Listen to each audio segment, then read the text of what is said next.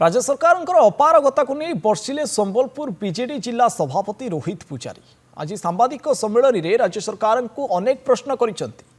धान किणारे सरकार फेल मारिबा सहित पश्चिम ओडिशा को अवहेला करा जाउथबा से अभियोग करिसेंती। एभली कि एम्स मेडिकल प्रतिष्ठा महानदी जल विवाद प्रसंग संबलपुरी भाषा को सांविधानिक मान्यता देबारे सरकार विफल होइचंती बोली रोहित पूजारी कहिसेंती। एभली कि पश्चिम ओडिशा विकास परिषद पई राज्य सरकार बिल्कुल चिंतित नथिबा मध्य से कहिसेंती। चाहूँ जनता महाराष्ट्र रे जदि दुई दुईटा ईएसआई मेडिकल कॉलेज हो पारुचे गोटे नागपुर रे आ गोटे पुणे रे तो संबलपुर रे भी तुरंत घोषणा करा जाऊ संबलपुर रेंगाली रे और क्षेत्र हमर आखपाख जिला अनुगुल जिला हमर जते बरगढ़ तो आरंभ कलाहांडी तो आरंभ करी राउरकेला जाए समस्ते तार सुविधा पाइबे और नाले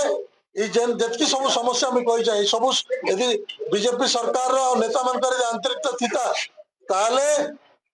मोर जानवा हिसाब से मासे भितर से सब आम दाबी रही वर्ष वर्ष धरिकी आम पश्चिम ओडिशा वासी से पारते आदि नहीं करन 3 मास आम समय दौचु ना आम सब प्रकार आंदोलन के आगे उतरमु।